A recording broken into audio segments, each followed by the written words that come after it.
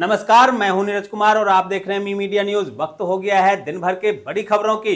केरल के राज्यपाल आरिफ मोहम्मद खान ने केरल के सीएम पी विजयन पर निशाना साधते हुए कहा कि हर किसी का करना चाहते हैं शोषण।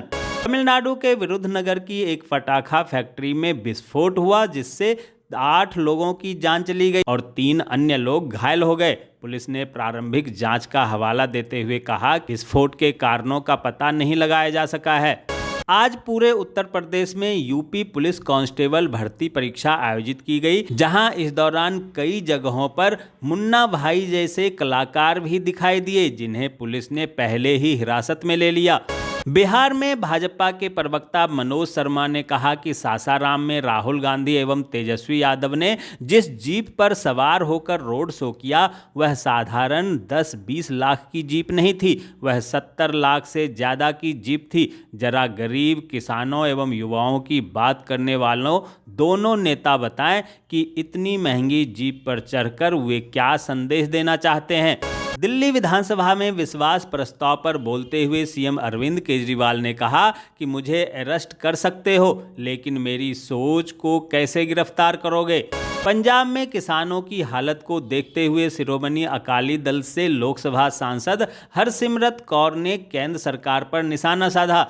कौर ने कहा कि केंद्र किसानों पर ऐसे अत्याचार कर रही है जैसे किसान पाक या चीन अलगाववादी हों। वहीं हरसिमरत ने किसानों के मसले पर आम आदमी पार्टी के सुप्रीमो अरविंद केजरीवाल एवं पंजाब के सीएम भगवंत मान को भी खूब सुनाई।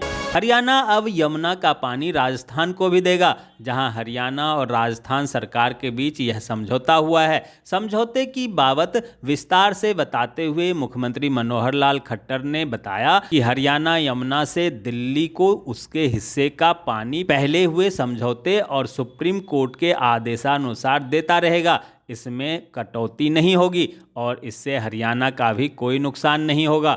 उत्तराखंड का बहुचर्चित सिलक्यारा सुरंग में निर्माण कार्य फिर से शुरू हो गया है, जहां हर रोज खुदाई की जा रही है, वहीं डी वाटरिंग के जरिए निकाला जा रहा है पानी।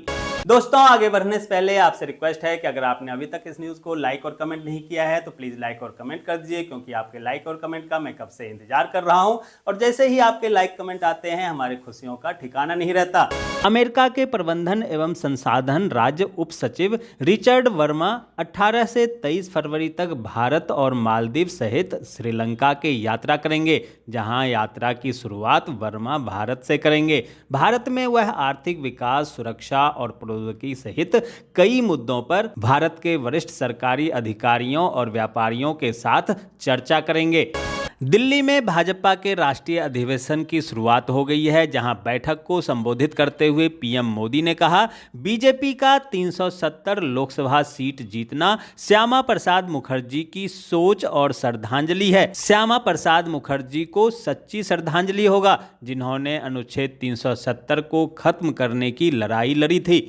भाजपा में शामिल होने की चर्चा के बीच दिल्ली पहुंचे मध्य प्रदेश के पूर्व सीएम और दिग्गज कांग्रेसी नेता कमलनाथ, साथ में उनके नकुल नाथ भी हैं। वहीं बीजेपी में शामिल होने के सवाल पर इनकार नहीं किया और कहा कि अगर ऐसा कुछ होता है तो सबसे पहले मीडिया को बताऊंगा। राहुल गांधी की भारत जोड़ो न्याय यात्रा वाराणसी शहर के गोदालिया चौराहे पर कुछ देर ठहरी, जहां राहुल गांधी ने अपना संबोधन दिया, जिसके बाद जैसे ही यात्रा आगे बढ़ी वैसे ही बीजेपी के कुछ कार्यकर्ताओं ने गोदालिया चौराहे को गंगा जल से धोना शुरू कर दिया। ऐसा करने के पीछे भाजपाइयों ने दलील दी कि राहुल गांधी जैसे भ्रष्ट और गौ हत्यारों का साथ देने वाले के काशी में आ जाने से काशी अशुद्ध हो गई है, इसलिए उन लोगों की तरफ से 51 लीटर गंगा जल से चौराहे को शुद्धिकरण किया जा रहा है। गृह मंत्री अमित शाह ने स्वतंत्रता सेनानी और बिहार के पूर्व मुख्यमंत्री कर्पूरी ठाकुर को पुण्यतिथि पर श्रद्धांजलि अर्पित करते हुए कहा कि वे हमेशा पिछड़ों और महिलाओं के लिए लड़ाई लड़े। प्रधानमंत्री नरेंद्र मोदी की डिग्री से जुड़े मानहानि मामले में दिल्ली के सीएम अरविंद केजरीवाल को गुजरात हाईकोर्ट से बड़ा झटका लगा है, जहां हाईकोर्ट ने निचली अदालत से सम्मन जारी करने को गैरकानूनी बताने वाली केजरीवाल और संजय सिंह की याचिका को खारिज कर दिया। कोर्ट ने साफ कर दिया कि अहमदाबाद की अदालत के बुलाने पर अरविंद केजरीवाल और संजय सिंह को पेश होना होगा। राजस्थान से राज्यसभा चुनाव में कांग्रेस की पूर्व अध्यक्ष सोनिया गांधी के नामांकन पत्र को लेकर भाजपा प्रत्याशी के चुनाव अभिकर्ता की ओर से दायर याचिका को चुनाव आयोग ने खारिज कर दिया है। सोनिया गांधी की इटली में स्थित पैतृक संपत्ति की पूरी जानकारी शपथ पत्र में नहीं होने के मुद्दे को बीजेपी ने आपत्ति जताई थी। पसीने की वजह से आने वाली बदबू की वजह से कई बार शर्मिंदगी का सामना करना पड़ता है। कई बार परफ्यूम का इस्तेमाल करने के बाद भी इस दुर्गंध को दूर करना काफ़ी मुश्किल हो जाता है। ऐसे में सेब के सिरके के इस्तेमाल से अंडर आर्म्स की गंध को दूर किया जा सकता है। इस सिरके को पानी की सहायता से डाइल्यूट कर लें और एक कॉटन बॉल की मदद से इसे अपने अंडर आर्म्स में लगा लें। आप चाहें तो इसे रात भर लगाकर छोड़ दें और सुबह गुनगुने पानी से धो लें, या फिर आप चाहें तो इसे लगाकर सूखने दें और फिर कपड़े पहन लें। यह अंडर आर्म्स में पनपने वाले बैक्टीरिया को खत्म करने में मदद करता है, जिससे पसीने के कारण बदबू नहीं आती। इसके अलावा आप चाहें तो पसीने की बदबू दूर करने के लिए नींबू के रस का भी इस्तेमाल कर सकते हैं। बिहार में असिस्टेंट आर्किटेक्ट के पद पर भर्ती निकली है। उम्मीदवार 11 मार्च तक आधिकारिक वेबसाइट bpsc.bih.nic.in पर जाकर आवेदन कर सकते हैं। प्राइवेट सेक्टर की नौकरियों में स्थानीय लोगों को 75% आरक्षण देने की झारखंड सरकार के कानून को रोकने के लिए वहां के उद्यमियों और संगठन ने संयुक्त रूप से झारखंड हाईकोर्ट में एक याचिका दाखिल की है, जिसमें हरियाणा हाईकोर्ट के फैसले का कॉपी भी लगाया है। छत्तीसगढ़ के मुख्यमंत्री विष्णुदेव साय की सरकार पूर्ववर्ती कांग्रेस की भूपेश बघेल सरकार की कई प्रमुख महत्वाकांक्षी योजनाओं की जांच करा रही है। इससे पहले 2018 में भूपेश सरकार ने भी सत्ता में आते ही रमन सरकार की पिछली योजनाओं की जांच शुरू की थी और कई योजनाएं बंद कर दी थी और अनेक योजनाओं के नाम बदल दिए थे। मध्य प्रदेश के पूर्व सीएम कमलनाथ के भाजपा में शामिल होने के सवाल पर पूर्व सीएम दिग्विजय सिंह ने कहा कि कल रात मेरी कमलनाथ से बात हुई है, वह छिंदवाड़ा में है और वह ऐसे व्यक्ति हैं जिन्होंने अपना राजनीतिक करियर नेहरू गांधी परिवार के साथ शुरू किया था। दिग्विजय ने आगे कहा कि आप उस व्यक्ति से सोनिया और इंदिरा गांधी परिवार को छोड़ने की उम्मीद नहीं कर सकते। हिमाचल प्रदेश के सीएम सुखविंदर सिंह सुक्खू ने आज अपने कार्यकाल का दूसरा बजट पेश किया। इस बीच उन्होंने प्रदेश के लिए 58,444 करोड़ रुपए का बजट सामने रखा। सीएम ने इस बजट में मनरेगा मजदूर, किसान और पर्यटन समेत कई मुद्दों को प्राथमिकता दी है।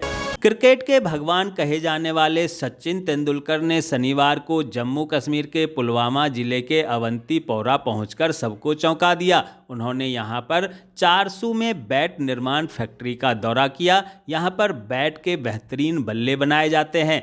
पश्चिम बंगाल में बीते दिनों एक मां की गोद से फेंकने के मामले की जांच के लिए आज बाल अधिकार संरक्षण आयोग की टीम संदेश खाली गांव पहुंची। यहां टीम ने पीड़ित मां से मुलाकात की और मामले के बारे में पूरी जानकारी ली।